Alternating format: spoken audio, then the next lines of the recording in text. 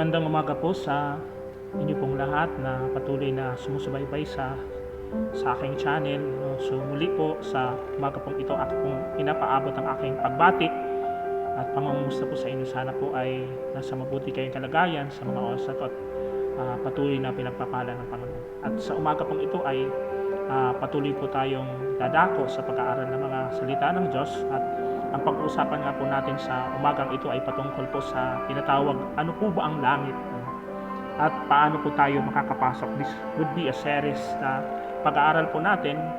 Unang bahagi po ng ating pag-aaral ay ipapakita ko po sa inyo kung ano po ang sinasabi ng salita ng Diyos patungkol sa tinatawag langit. At pagkatapos po ng ating pagsilip patungkol sa langit, atin pong sisilipin kung ano po yung sinasabi ng Biblia patungkol sa langit, ay dadako po tayo sa pangalawang bahagi. Papasok po tayo sa pangalawang bahagi na kung paano po tayo makakapasok doon sa langit. So, ganun, yun po yung ating pag-uusapan at pag-aaralan sa umaga po ito. This would be a series studies patungkol po sa tinatawag langit. So, ngayon po, ang goal ko po is may pakita sa inyo kung ano po ba ang sinasabi ng salita ng Diyos patungkol sa langit. Ayon po sa ikalawang Korinto kapitulo 12, versikulo 2, sabi ni Apostol Pablo, may kilala akong isang Kristiyano na dinala sa ikatlong langit. Ano sabi niya? 14 na taon na ang nakalilipas, hindi ko lang matiyak kung yaoy pangitain o tunay na pangyayari.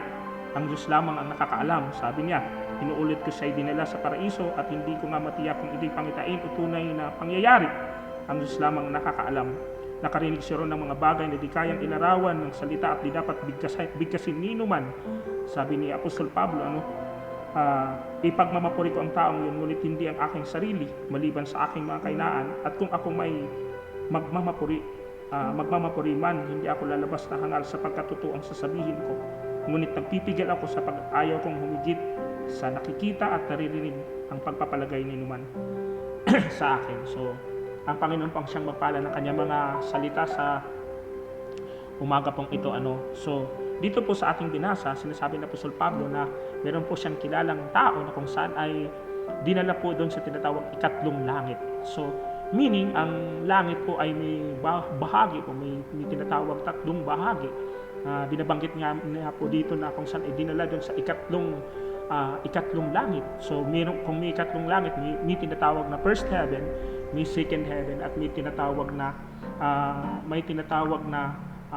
third heaven. So, yun po yung tinatawag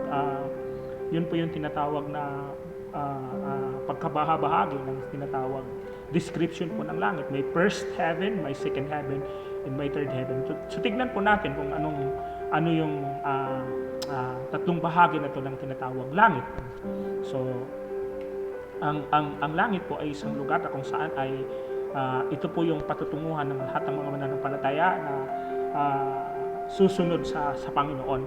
Ito po yung bahagi po ng tinatawag division ng tinatawag langit, the three heavens of the Bible, the so-called three heavens of the Bible na sinasabi ng Apostol Pablo.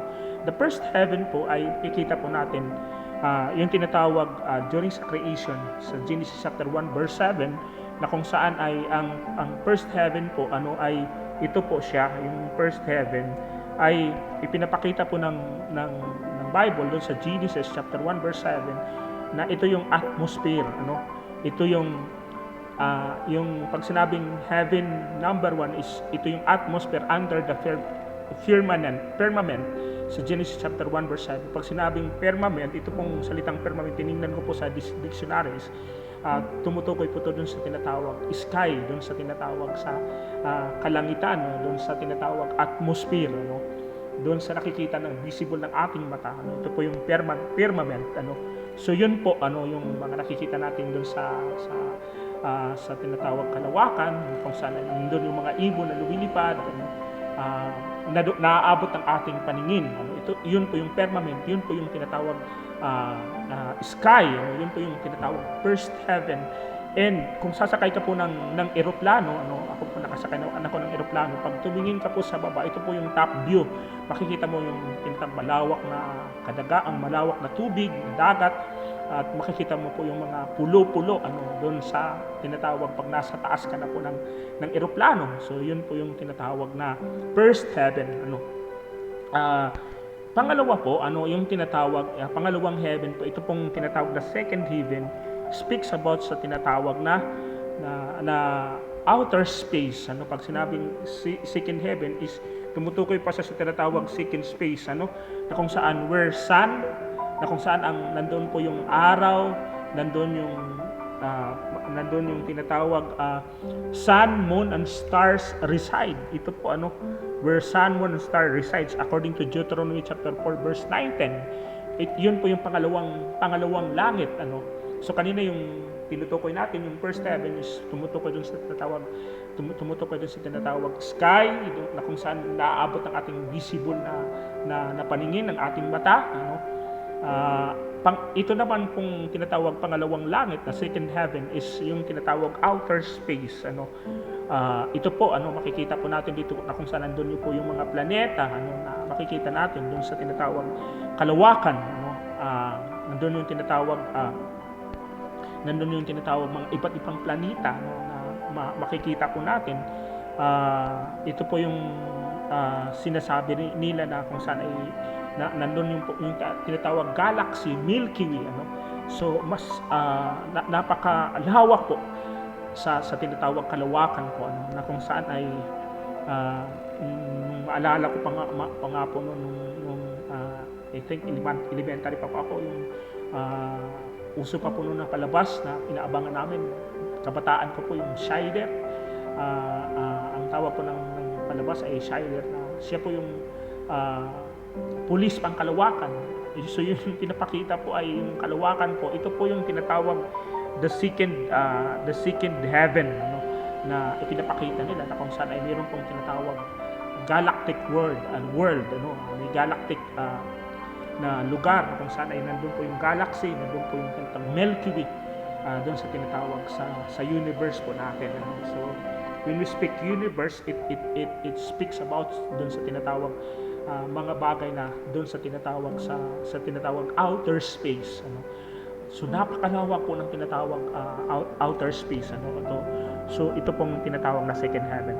So ngayon naman ay pupunta tayo sa tinatawag third heaven. Ang third heaven po is, ito po yung tinatawag God's abode. Ito yung lugar ng Diyos. Ito yung sinasabi ng Bible na kung saan ay trono po ng Diyos. Hindi ko ma-imagine, ang Diyos po ay napakalaki po. Na kung saan ang sabi niya, ang lupa po ay kanyang tungtungan, ng kanyang mga, yung first heaven ay tungtungan, at ang lupa po, ang ground ay tungtungan ng kanyang mga paa, at yung langit po ay kanyang trono. So kung ang langit ang kanyang trono at ang lupa ay kanyang tungtungan ng kanyang mga paa, ay hindi ko ma-imagine kung gaano kalaki yung Diyos na pinaglulungkuran po natin. Napakalaki po ng Diyos. Hindi ko ma-imagine. So imagine yung laki po ng Diyos, kung ang langit po ang kanyang trono.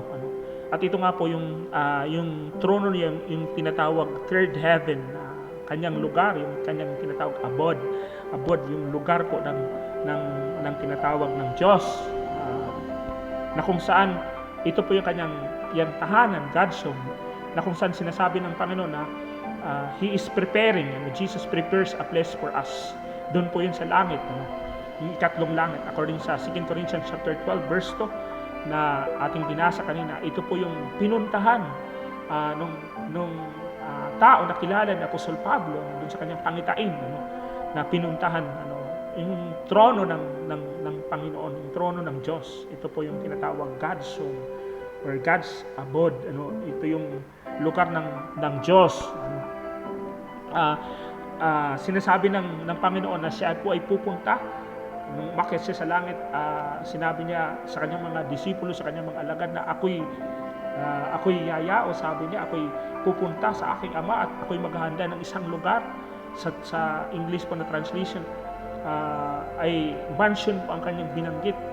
Ang sinabi niya, ako ay maghahanda ng mansyon para sa inyo. And ganun po yung description ng langit na sinasabi ng Bible. So kung meron pong mansyon na iniisip natin kung saan mga mansion po dito sa mundo ay hindi po matatawaran yung description po na sinasabi ng langit. No? Talagang grabe. No? Matindi po yung description po ng langit na kung saan nandun po yung tinatawag trono ng Panginoon. At ito yung pupuntahan ng lahat ng mga mananampalataya pagdating ng tinatawag rapture, when the Christians, kung sa panahon po na lahat ng mga Kristiyano ay ma-rapture na po, ay tayo po ay kukunin na ng Diyos sa pamamagitan ng rapture. Ito po ang pupuntahan po natin, yung tinatawag God's home, wherein Jesus prepares a place for us, yung lugar na kung saan inihanda po ng Diyos para sa atin. So doon po tayo dadako, doon po tayo tutungo pagkatapos po ng tinatawag rapture, na kung saan ay doon po sasabihin ng Diyos, "Welcome thy good and thy faithful servant." So iyon po yung tinatawag langit. Kaya lang sa pagpapatuloy po natin, sinabi po ng salita ng Diyos doon sa Matthew chapter 7 verse 21 na hindi lahat ng tumatawag sa akin, "Panginoon, Panginoon," ay papasok sa kaharian ng langit, kundi yaon lamang sumusunod sa kalooban ng Amang nasa langit. So dito po sa mga salita ng Diyos, dito sa ating binasa, Matthew chapter 7 verse 21, na hindi po lahat ng tumatawag sa akin, sabi ng Panginoon, "Panginoon," ay papasok sa kaharian ng langit, kundi yaon lamang sumusunod sa kalooban ng Amang nasa langit. So itong kalooban ng aking Amang nasa langit, yun po yung requirement para makapunta tayo dun sa langit. So hindi ibig sabihin na meron kang relihiyon, hindi ibig sabihin na tumatawag ka sa Diyos, na ikaw ay palaging laman ng simbahan, ikaw ay relihiyoso, you're very religious. Grabe yung tinatawag pagiging relihiyoso ay yun na po yung rason na ikaw ay papasok sa kaharian ng langit. Kasi sabi ng Panginoon, hindi lahat ng tumatawag sa akin, "Panginoon, Panginoon," ay papasok sa kaharian ng langit, kundi yaon lamang sumusunod sa kalooban ng Amang nasa langit. Napakahalaga po ng pagsunod sa kalooban ng Amang nasa langit, kasi yun lamang po yung requirement para makakapasok po tayo dun sa kaharian ng langit na kung saan ay inihanda po ng Diyos para po sa atin.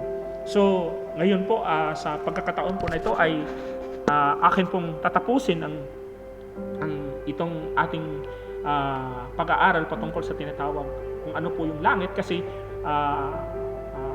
makakaroon po tayo ng tinatawag part 2 po, at ating pong pag-uusapan kung paano makakapasok doon sa tinatawag kaharian ng langit.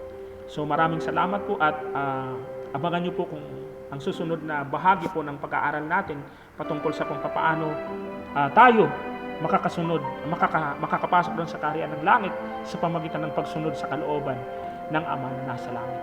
Maraming salamat po. Hanggang sa muli, hanggang sa susunod, pagpalain po kayo ng Panginoon. God bless po sa inyo.